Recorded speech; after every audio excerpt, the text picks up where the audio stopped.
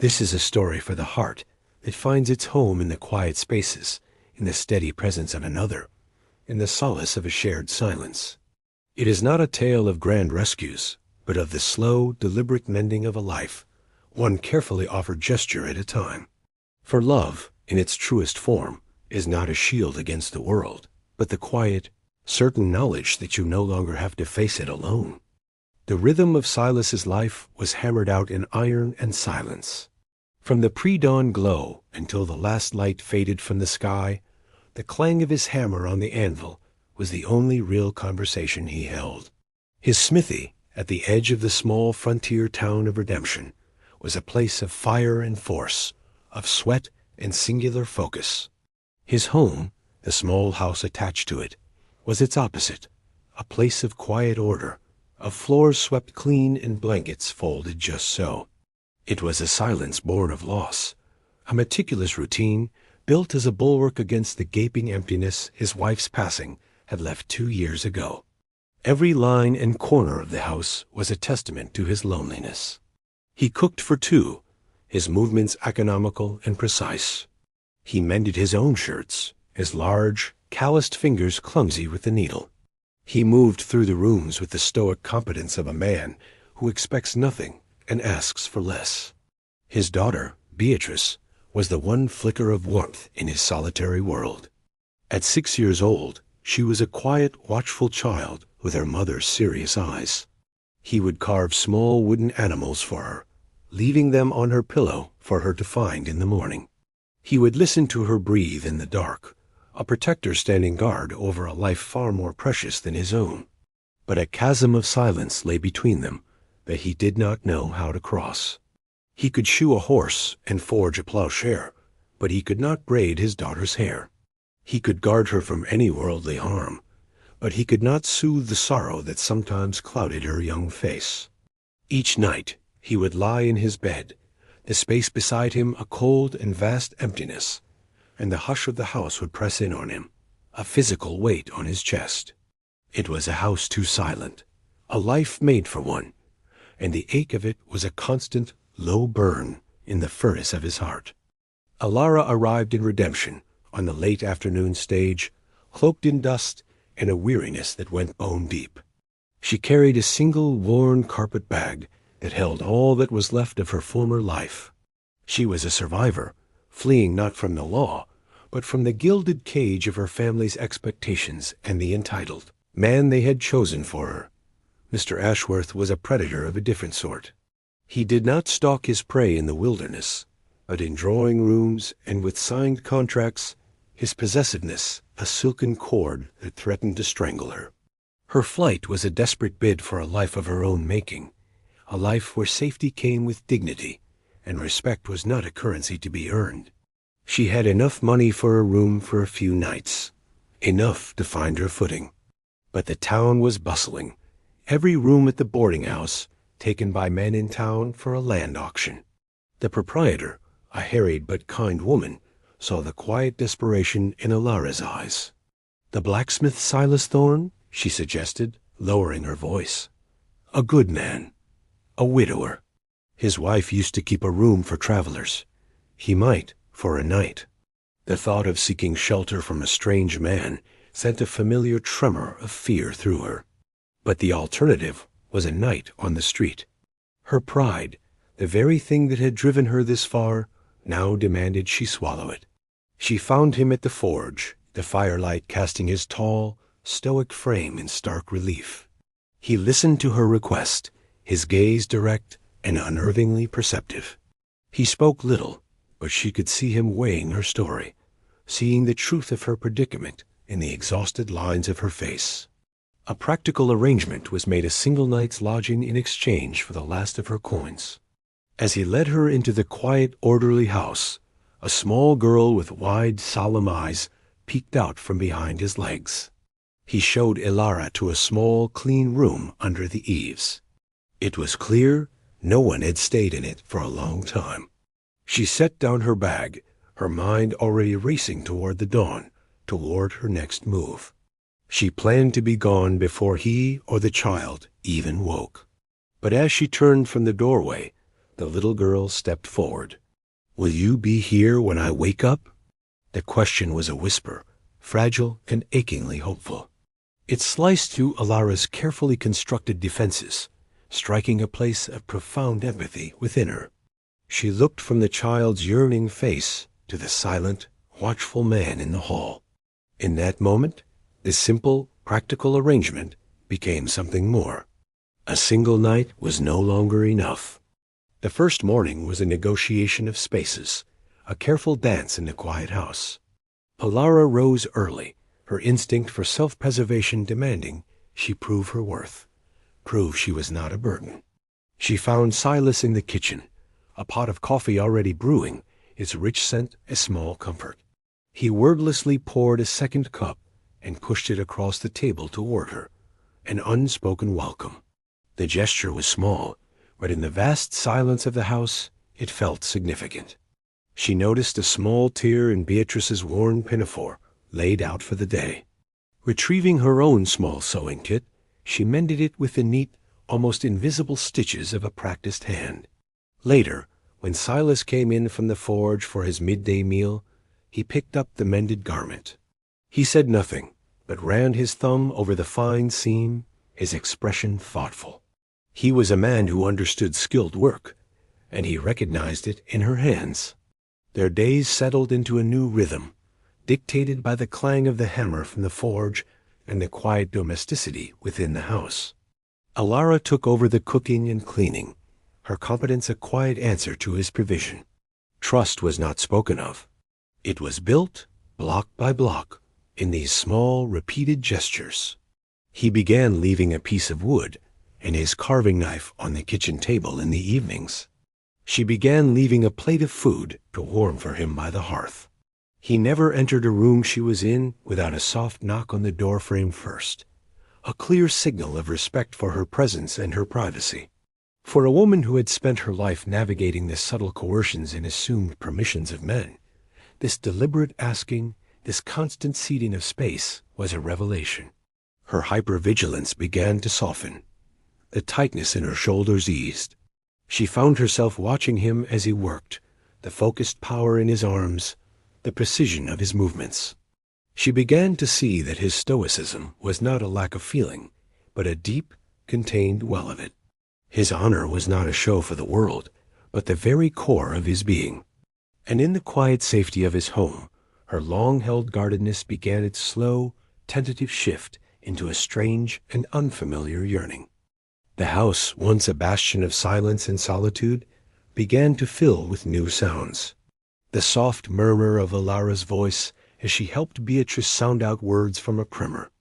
The child's infrequent but joyous laughter, a sound that made Silas pause at his anvil, his heart aching with a feeling he couldn't name. He would often come in from the forge, the grime of his work stark against his skin, and simply stand in the doorway, watching them. He saw the way Bee leaned against Elara's side, the easy trust in the gesture. He saw the patient gentleness in Elara's hands as she guided the child's fingers over the letters.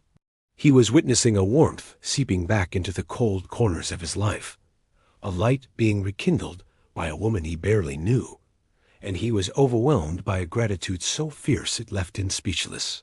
His protection, once a simple matter of fences and locked doors, began to evolve. He found himself scanning the street with a new intensity when Elara went to the mercantile, his gaze resting on any man who looked at her for a moment too long. He wasn't just guarding his home anymore. He was guarding her peace. One sweltering afternoon, after hours spent helping him stack firewood, a wave of exhaustion washed over Elara. She sat in the rocking chair by the hearth, just for a moment, and fell into a deep sleep. When she awoke, the harsh afternoon light had softened to a gentle twilight glow. A light cotton blanket was draped over her, tucked carefully around her shoulders.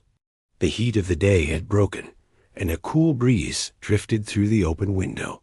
Silas was at the table, sharpening a tool by lamplight, his movements quiet and economical. He had covered her, had let her rest, had moved about the room without disturbing her. It was an act of such profound and gentle consideration, performed without audience or expectation of thanks, that it made her breath catch in her throat. He had tended to her comfort as carefully as he tended his forge. This quiet act of service was his love language. She was beginning to understand. It was in the way he placed the fuller cup of water by her plate.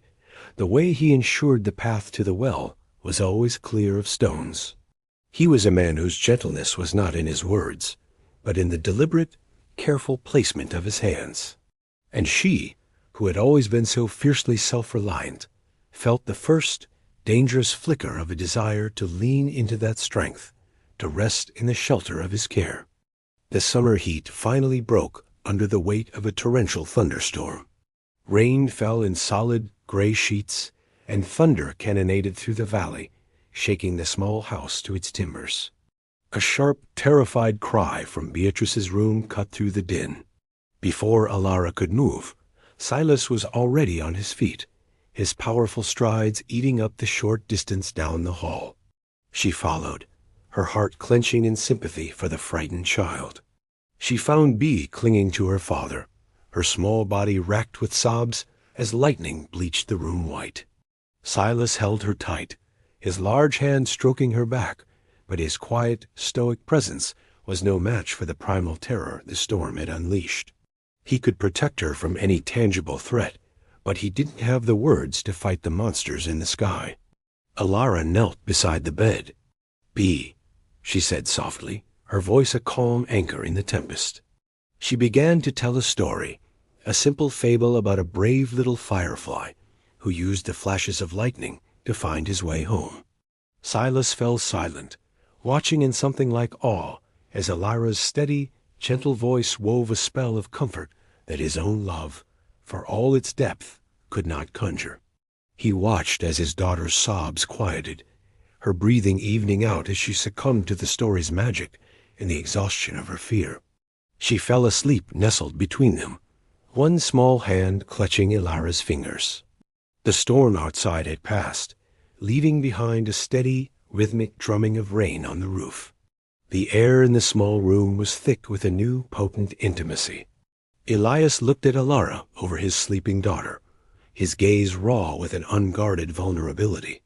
"Her room will be cold tonight," he said, his voice a low rasp. The words were simple, a statement of fact, but they carried the weight of a much larger question. He hesitated, the muscles in his jaw tight with the effort of his next words. "My bed is warm. There's room."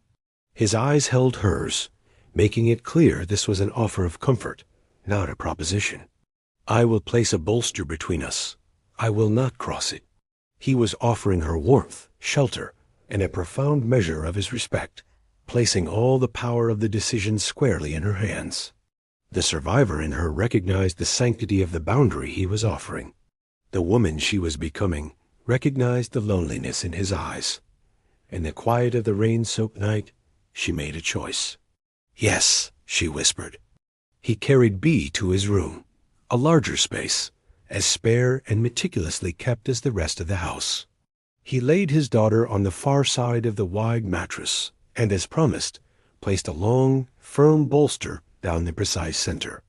It was a tangible line, a physical manifestation of his vow. Elara slipped beneath the covers on her side, the cool sheets a shock against her skin. She lay stiffly in the darkness, hyper-aware of him settling in on his side of the barrier. She could hear the quiet sound of his breathing, slow and steady, a calming rhythm in the rain-hushed room. This was a proximity unlike any she had ever known, born of necessity but sealed by consent. The space between them crackled with unspoken thoughts, with the terrifying, thrilling possibility of what this closeness might mean. Sleep was a long time coming. When morning came, they moved through the kitchen in a new kind of silence, one charged with the memory of the shared night. Later that day, Elara found him at his workbench, cleaning the revolver he had worn in a past life as a lawman. It was an object of deadly purpose, but he handled it with a craftsman's respect. When he was finished reassembling it, he stood and turned to her.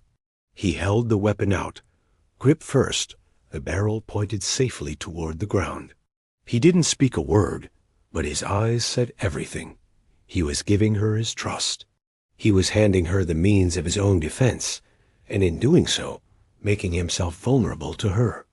It was a profound gesture of respect for her agency, a ceding of power that spoke louder than any declaration of love. Her hand was steady as she took the heavy, cool weight of the gun from him. She held it for a beat, understanding the magnitude of the moment, before placing it carefully on the high mantelpiece, out of a child's reach, but within her own. When she turned back to him, the corner of his mouth was lifted in the faintest hint of a smile. It was the first time she had seen it, a small, unguarded expression that transformed his serious face. "Elara," he said, and the sound of her name in his low, quiet voice was like a key turning in a lock she hadn't known was closed. It was not a question or a statement, but a simple, profound acknowledgment of her presence, of her place in his home. The arrival of Mr. Ashworth in Redemption was not with a bang, but with the insidious whisper of gossip. He was cleverer than to storm a blacksmith's forge.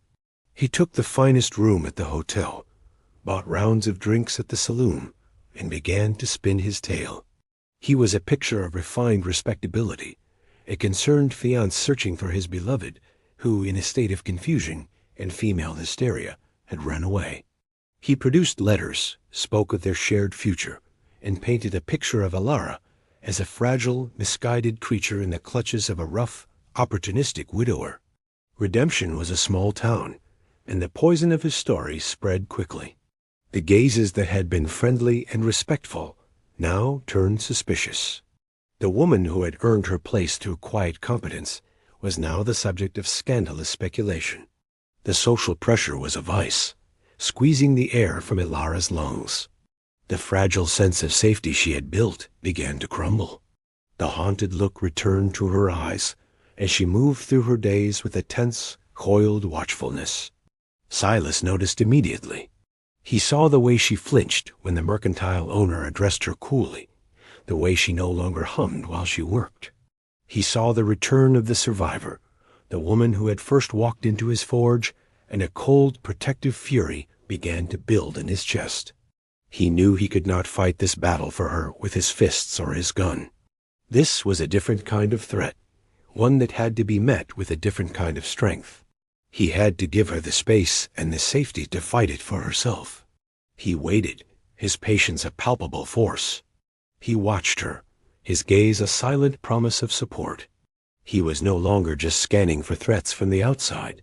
He was reading her, learning the intricate language of her fear and her resilience, waiting for her to tell him what she needed. He was her partner now, and he would stand with her, but he would not stand for her. The choice, as always, would be hers. That evening, the tension in the house was a taut wire. After Bea was asleep, Silas found Elara sitting in the dark kitchen, her hands clenched in her lap. The moonlight streaming through the window was cold and unforgiving. Without a word, he lit a lamp, pushing the warm golden light into the shadows. The simple act was a clear message. I am here. I will help you hold back the dark. He sat at the table opposite her, his solid, quiet presence an invitation, not a demand. He waited, and in the steady, unwavering safety of his gaze, her story finally broke free. She told him everything. The suffocating expectations of her family, the arranged marriage to Ashworth that was more of a business merger than a union. She described Ashworth's chilling possessiveness, the way his compliments felt like assessments, his touch an act of ownership. She spoke of her desperate need for a life where she was a person, not a beautiful possession. As she spoke, Silas listened, his expression unreadable, his body unnaturally still. But his stillness was not emptiness. It was a containment of a rage so profound it seemed to vibrate in the air around him.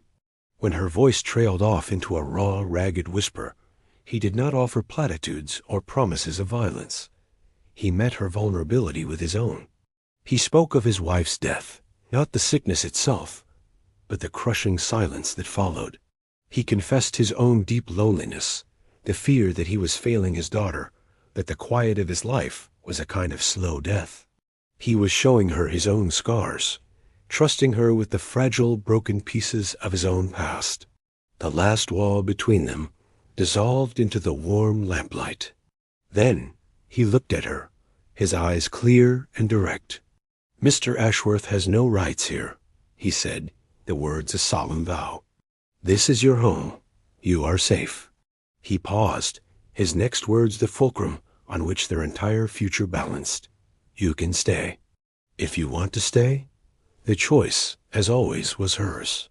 Before she could answer, he reached to the windowsill where a small, half-finished carving of a bird sat. He had been working on it for weeks. He picked it up and held it out to her. "For B's room?" he said softly. From us, the small word was a universe. He was offering her not just a place in his home, but a place in his family. With a hand that trembled slightly, she took the small, smooth bird. It was still warm from his touch. "I want to stay," she breathed, the words a promise, a prayer, and an answer all in one. Ashworth, accustomed to getting what he wanted, did not have the patience for a protracted social campaign. When it became clear that Elara would not be shamed or starved out, he came for her. He arrived at the smithy in a polished buggy, the town's timid constable at his side. Ashworth, in his tailored city suit, was a stark and unwelcome contrast to the rustic honesty of the forge. He strode onto the porch, a sheaf of legal documents in his hand, his face a mask of condescending assurance. Silas met him at the door. He didn't block the doorway, but stood just inside, a silent assertion that this was his ground. Elara came to stand beside him, not behind him. She was afraid, but the fear was a distant hum beneath the clear, ringing note of her resolve. B, sensing the tension, wrapped her small arms around Elara's leg, anchoring herself. "Thorne," Ashworth began, ignoring Elara entirely. "I am Alistair Ashworth. I have a legally binding marriage contract here. I've come to collect my fiancée." Silas didn't even glance at the papers. His gaze, cold and hard as fresh-quenched iron, was fixed on Ashworth. "She is not a piece of property to be collected." His voice was dangerously quiet. Ashworth's thin veneer of civility cracked. "This is a private matter between myself and my betrothed. It does not concern a backwater blacksmith." He shifted his attention to Elara, his voice dropping into a tone of practiced, coercive intimacy. "Elara, my dear, end this foolish rebellion. Come home." This was the crucible. The quiet vows, the shared secrets, the tentative trust, it had all led to this. Elara felt Silas shift his weight beside her, a minute signal of unwavering support. She drew a steadying breath and met her former captor's eyes. "I am home, Alistair," she said. Her voice did not tremble. It was clear, calm, and utterly final. "My choice is to be here." It was a simple declaration, but it was the most powerful vow she had ever made. Ashworth's face flushed with fury. He looked from Elara's implacable expression to Silas's immovable form. He saw the partnership in their unified stance, the silent communication that flowed between them. He saw that he was not confronting a hysterical woman and a brutish laborer. He was facing a family, forged in fire and tempered into something unbreakable. The constable, a man who knew true strength when he saw it, cleared his throat. "Mr. Ashworth," he advised quietly, "the lady has made her choice plain. It's time to go."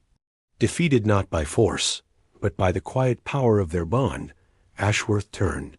His legal papers crumpled in his fist and retreated. As the buggy rattled away, Silas turned his head, his eyes meeting Elara's. In his gaze, she saw it all. His pride, his relief, his absolute, unconditional devotion.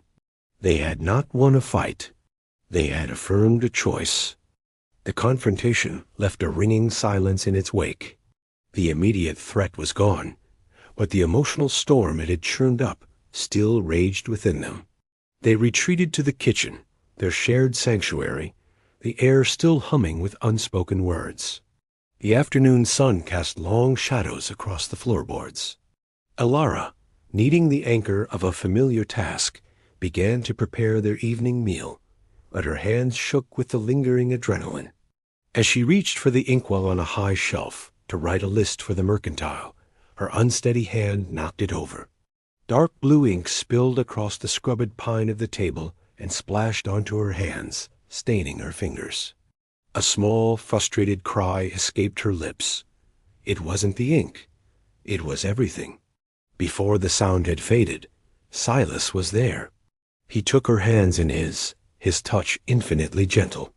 "It's all right," he murmured, his voice a low, steady rumble. He led her to the wash basin and began to meticulously clean the ink from her skin. He used a rough bar of lye soap, but his motions were careful, almost reverent, as he worked the lather over her fingers, into the creases of her knuckles, across her palms. The act was one of pure, focused aftercare. He was washing away not just the stain, but the remnants of the day's ugliness. He was tending to her. The rough texture of his calloused thumbs against her skin was not abrasive, but grounding, a tangible reminder of his strength and his gentleness. When her hands were clean, he dried them on a soft cloth, his movements slow and deliberate. He didn't release her. Instead, he lifted one of her hands to his lips and pressed a soft, lingering kiss to her clean knuckles. It was a gesture of devotion so profound it made her knees weak. Tears she hadn't known she was holding back welled in her eyes. He saw them, and with the pad of his thumb, he carefully wiped one away from her cheek. He then turned, broke a piece from the fresh loaf of bread she had baked that morning, and held it to her lips. She accepted the offering, the simple act of being fed, of being cared for in this elemental way, a communion that sealed their victory and began their healing. In the aftermath of Ashworth's departure, the house exhaled. The tension that had invisibly strung their lives taut for weeks finally snapped, leaving behind a profound and peaceful quiet. The routines that had once been the architecture of their separate survivals now became the shared rituals of their life together. The bolster in the bed was gone, its absence a silent acknowledgment of a new reality. Their nights were not filled with fire, but with a deep, slow-burning warmth. Intimacy was in the hushed whisper of her name against his collarbone. In the careful way he would brush a stray strand of hair from her face as she slept. It was in the consent that was a constant, unspoken dialogue between them, a questioning glance, a gentle touch that waited for a response, a yielded sigh that meant yes.